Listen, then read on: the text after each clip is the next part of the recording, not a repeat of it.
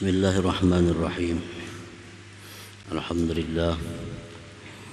Alhamdulillahilladzi tawadda'a li'azamatihi al-'arifun wa khada'a li kibriyaihi al-khadi'un.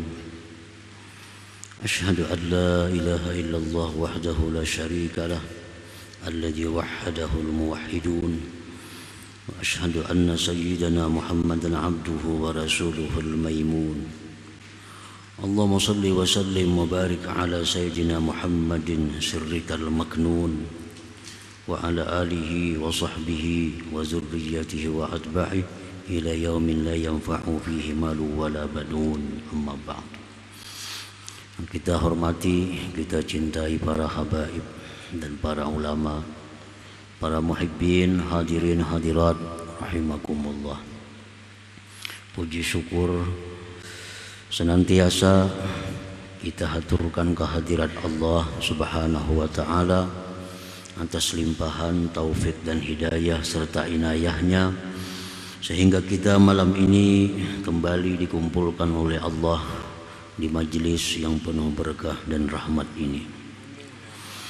Salawat dan salam atas junjungan kita Nabi besar Muhammad sallallahu alaihi wasallam dan seluruh keluarga, para sahabat, zurriyat dan pengikut beliau ila yaumil qiyamah. Para muhibbin rahimakumullah, al-hikmatul mufiyatu lil arba'in ba'dal mi'ati tsaniyah min al-hikamil ataiyah. Qala al-imam Ahmad ibnu Athaillah as-Sakandari rahimahullah wa nafa'ana bi ulumih. Hikmah yang ke-240 dari Al-Hikam, berkata Imam Ahmad ibnu Athaillah as-Sakandari rahimahullah, nafa'ana bi'ulumi. At-tawadu'ul haqiqiyyu huwa makana nashi'an an syuhudi azamatihi wa tajalli sifatih. Bermula tawadu' yang sebenar-benar tawadu' ialah yang terbit daripada menyaksikan keagungan Allah Subhanahu wa ta'ala dan tajalli sifat-sifatnya Allah Subhanahu wa ta'ala. At-tawadu' kismani. Tawadu' itu ada dua macam. Yang pertama tawadu'us salikin, tawadu'nya orang-orang salikin, tawadu'nya orang-orang yang menuntut ilmu. Walladzi nasha'a minan nazar ila naqsin nafs wa uyubiha wa kasrati zunubiha wa ghafalatiha. Tawadu'nya orang-orang yang salikin atau penuntut ilmu itu terbit daripada memandang kepada kurangnya diri dan aib-aib diri dan banyaknya dosa-dosa dan kelalaian-kelalaian diri. Itu adalah tawadu'nya orang-orang salikin. Ia memandang bahwa dirinya ini banyak kekurangan, dirinya ini banyak cacat, dirinya ini banyak dosa, dirinya ini banyak lalai kepada Allah. Dari situlah dia merasa bahwa orang lain itu lebih mulia daripada dia. Nah, itu tawadhu'nya orang-orang salikin. Dia memandang kepada kekurangan dirinya, keaiban dirinya, kehinaan dirinya. Ia sadar bahwa dirinya itu diciptakan Allah dari setitis air yang hina. Dirinya itu diciptakan Allah dari nutfah, setitis air yang hina. Jadi dasarnya diri kita di situ. Itu aslinya diri kita. aslinya diri kita ini dari setitis air yang hina itu. Dan lagi dia memandang dirinya itu banyak dosa. Dosa akibat daripada banyaknya melanggar hukum-hukum Allah, banyaknya meninggalkan kewajiban-kewajiban yang diwajibkan oleh Allah. Sedangkan taubatnya, istighfarnya belum tentu diterima oleh Allah. Kita hari ini melanggar hukum Allah, dosa.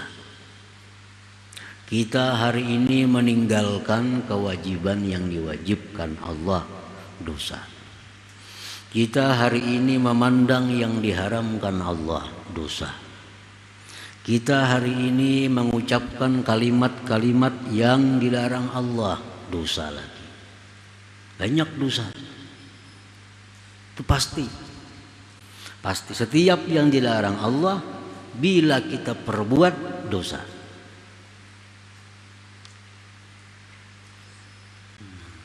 Sedangkan tobat kita, istighfar kita belum tentu diterima.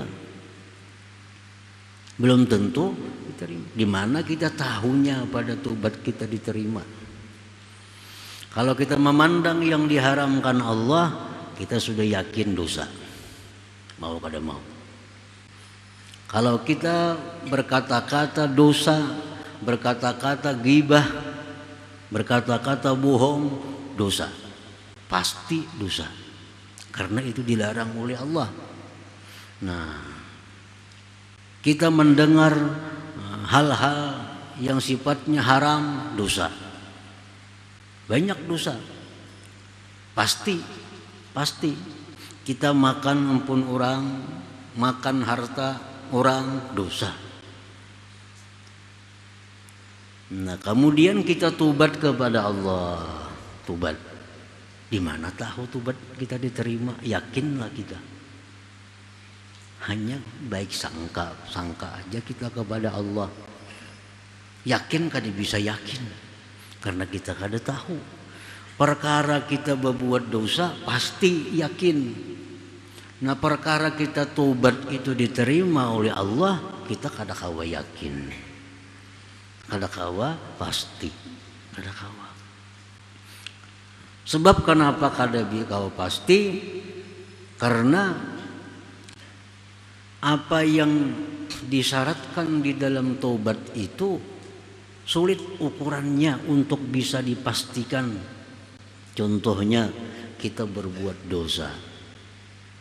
Taubat dari dosa itu satu, menyesal. Nah, menyesal itu satu kata-kata, satu kalimat yang sulit ukurannya. Menyesal. Kita hilang duit 100.000, menyesal. Kita hilang duit 1 juta, makin sesal lagi. Kita hilang duit 10 juta, makin menyesal lagi. Nah, sedangkan kita berbuat dosa, kalau kita tobat kita mesti menyesal. Menyesal itu macam apa ukurannya?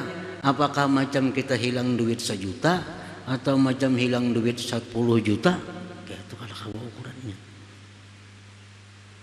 Nah, jadi setiap kali kita berbuat yang haram pasti dosa. Perkara kita tobat belum tentu tobat kita diterima.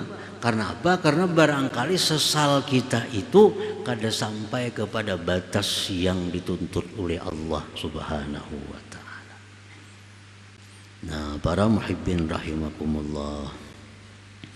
Nah, jadi karena dia melihat asal muasal dirinya ini dari benda yang hina, ditambah lagi banyaknya dosa, lalu inya merasa orang yang lainnya lebih mulia daripadanya. Inya merasa bahwa orang lain itu lebih mulia daripadanya. Nah, inilah tawadhu orang-orang salikin. Tawadhu orang-orang yang sedang menjalani suatu jalan keridhaan Allah Subhanahu wa ta'ala. Melihat siapapun orang lain, ia menganggap bahwa orang lain itu lebih mulia daripada dirinya. Kenapa? Karena aku banyak dosa. Aku tahu diriku, sedangkan diri orang kok kada tahu. Diri orang kok kada tahu. Hati orang kada tahu. Sedangkan aku tahu bujur hatiku, tahu bujur kelakuanku, banyak dosanya. Nah, lalu disitulah timbul tawadhu tadi untuk orang-orang salikin. Nah, kemudian wa tawadhu'ul arifin, tawadhu orang arif. Walladzi nasha'a an syuhudi 'azamatillah wa tajalli sifatihi fi kulli syai'. Tawadhu'nya orang-orang yang arif itu timbulnya daripada menyaksikan keagungan Allah dan nampaknya sifat-sifat Allah pada tiap-tiap sesuatu.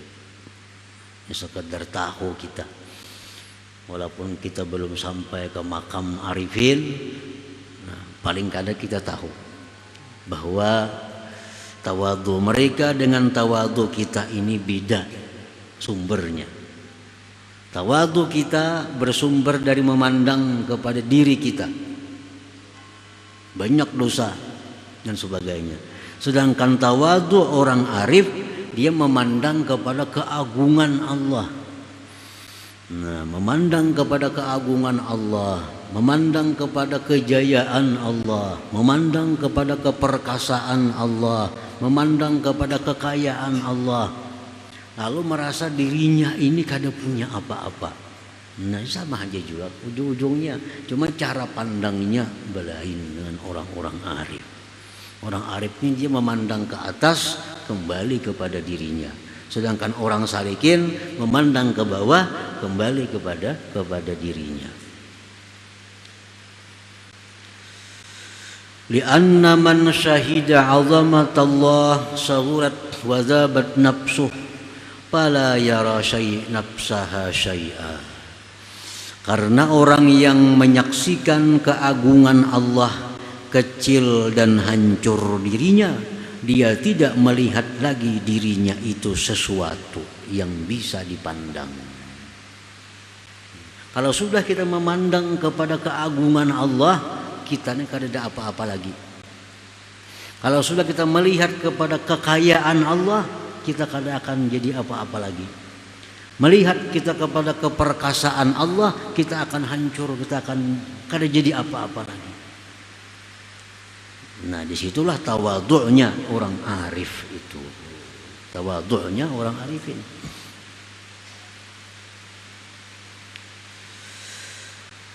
Qala al-Imam As-Suhrawardi, la yablughul 'abdu haqiqatat tawadhu' illa 'inda lam'ani nuril musyahadah fi qalbihi fa 'inda dzalik tadhubun nafsu wa 'inda zawbaniha safa'uha an ghishil kibri wal ujub. Tidaklah sampai seorang hamba kepada hakikat tawadhu kecuali ketika memancarnya cahaya musyahadah di dalam hatinya. Ketika yang demikian itu hancurlah dirinya, dan ketika hancur dirinya itulah kebersihan dirinya daripada kesombongan dan keujuban. Jadi kalau orang-orang salikin itu, dia masih merasakan keberadaan dirinya yang hina ini. Dia masih merasakan keberadaan dirinya yang banyak dosa itu. Itu orang salikin. Oleh karena itu mereka tawadhu. Sedangkan orang arifin, karena dia memandang kepada keagungan Allah, dia kadang merasakan lagi keberadaan dirinya ini. Hilang. Apalagi yang disombongkan, menghilang, ada berisi diri lagi. Nah, kalau orang salikin masih merasa ada punya diri tapi hina. Nah, kalau orang arifin mereka kadang merasakan lagi punya diri karena memandang kepada keagungan Allah Subhanahu wa taala. Nah, itulah yang disebut dengan hakikat tawadhu itu. Hakikat tawadhu. Para muhibbin rahimakumullah. Contohnya umpamanya ada orang berisi duit 1 miliar. Nah, si A ini ada berisi duit 10.000 atau 5.000. Nah, ini merasa dikit, miskin, fakir, sedikit berisi duit. Nah, lalu dia tawadhu. Ada si B ini kada sing duitan sama sekali. Kada sing duitan sama sekali. Nah, apalagi nang ditawadhu akan, apalagi nang disombong akan. Kada bisa apa-apa. Nah, itulah perbedaan antara orang arif dengan orang salikin. Orang salikin masih merasa ada punya diri, tetapi hina, tapi banyak dosa, lalu tawadhu. Nah, kalau orang arifin dia karena memandang kepada kebesaran Allah kadang merasa lagi punya diri, tenggelam dalam keagungan Allah Subhanahu wa taala. Qala Zunnun al-Misri man arada at-tawadhu' falyuwajjih nafsahu ila 'azamatillah fa innaha tazub wa man nadhara ila sultanillah zahaba sultanu nafsihi lianna an-nufusa kullaha hakirah inda haibatillah subhanahu wa ta'ala. Barang siapa yang menghendaki akan tawadhu yang sebenar-benar tawadhu artinya, maka hendaklah dia menghadapkan dirinya kepada keagungan Allah bahwa dirinya itu akan hancur. Jadi tawadhu kita orang salikin ini masih dianggap ada sombongnya oleh orang-orang arifin. Kita ini sudah merasa hina, merasa banyak dosa, itu dianggap masih ada sombongnya oleh orang-orang arifin, oleh orang-orang yang tingkatan atas. Kenapa dianggap sombong? Karena dia masih merasa ada punya diri. Ada punya diri masih. Di situ ada kesombongan. Sedangkan orang arif dia merasa kada punya apa-apa lagi. Nah, di situ tawadhu yang sebenarnya. Siapa yang memandang kepada kerajaan Allah, hilanglah kerajaan dirinya. Karena dirinya itu akan hina ketika haibah Allah Subhanahu wa ta'ala. Qala Syekh Abu Sulaiman Ad-Darani rahimahullah, law ijtama al-khalqu ala ay yad'uni kattida'i 'inda nafsi ma qadaru alaihi. Ujar Syekh Abu Sulaiman Ad-Darani, jikalau berkumpul seluruh makhluk untuk menghinakan aku, untuk merendahkan aku, sebagaimana aku merendahkan diriku, niscaya mereka tidak akan mampu. Artinya, andai kata orang semuaan nih menghinakan sidin, masih kada apa-apa dibanding daripada sidin menghinakan diri sidin sendiri itu. Kalau ada orang madahkan sidin misalnya jahat, sidin merasa diri sidin itu lebih jahat daripada yang dikatakan orang itu. Kalau ada orang mengatakan sidin itu hina, sidin merasa diri sidin lebih hina dari apa yang dikatakan orang itu. Nah, andai kata berhimpun seluruh makhluk untuk menjatuhkan aku sebagaimana aku menjatuhkan diriku, mereka tidak akan kuasa. Nah, kenapa sebabnya? Li'annahu syahada 'azamatar Rabb wa tajalli sifati fi kulli syai', karena beliau itu memandang keagungan Allah Subhanahu wa taala. Fadzabat nafsuhu, maka hancur diri sidin. Kalau orang memandang aku ini hina, tapi masih ada akunya. Jadi orang Syekh itu Abu Sulaiman Darani itu jahat, tapi masih ada Abu Sulaiman Ad-Daraninya. Kalau aku di sini menganggap kada ada lagi, karena tenggelam di dalam keagungan Allah Subhanahu wa Ta'ala. Kama qala al-imam fil hikmatil hadiyah wal arba'in ba'dal mi'ati tsaniyah, sebagaimana beliau menyambung dalam hikmah yang ke-241, la yukhrijuka 'anil wasfi illa syuhudul wasfi. Tidaklah mengeluarkan akan engkau dari satu sifat melainkan menyaksikan sifat.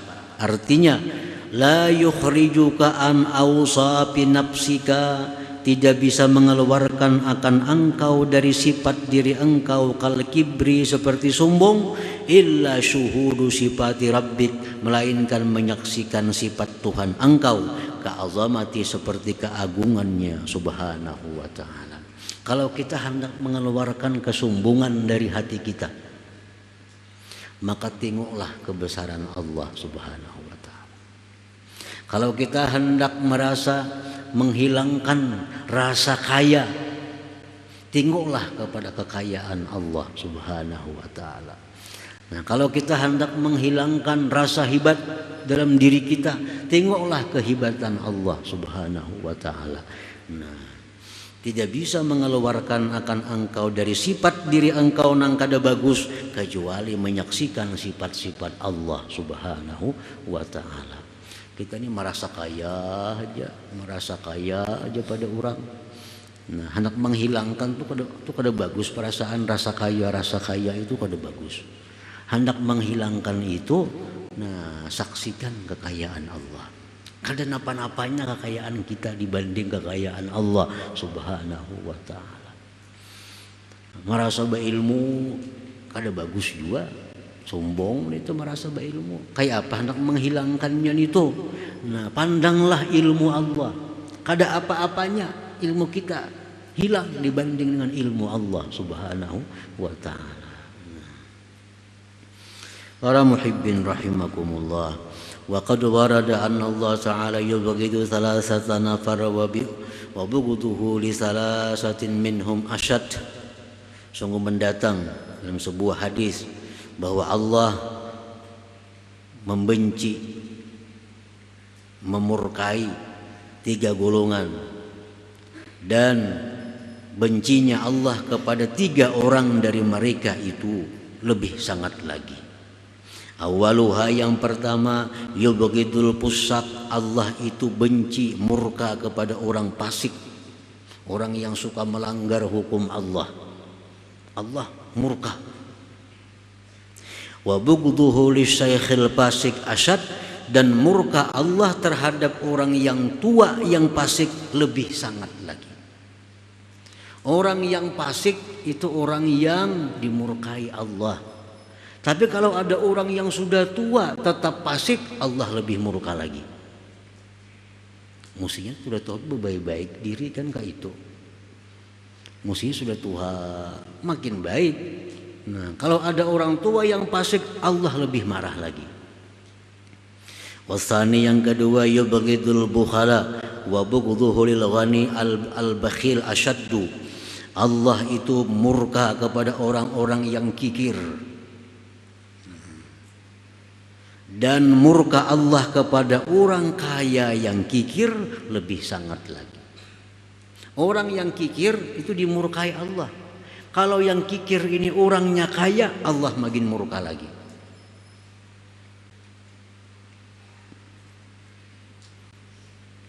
Wasalis, yang ketiga, yubghidul mutakabbirin, Allah murka kepada orang-orang sombong.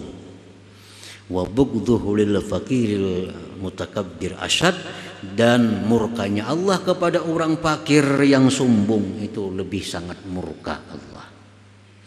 Orang-orang sombong itu orang yang dimurkai Allah. Kalau ada orang fakir sombong, Allah lebih murka lagi. Ini fakir aja sombong, apalagi kaya. Orang nih fakir, penyinggungan, perajuan. Kalau salah sedikit meraju, orangnya fakir hidup.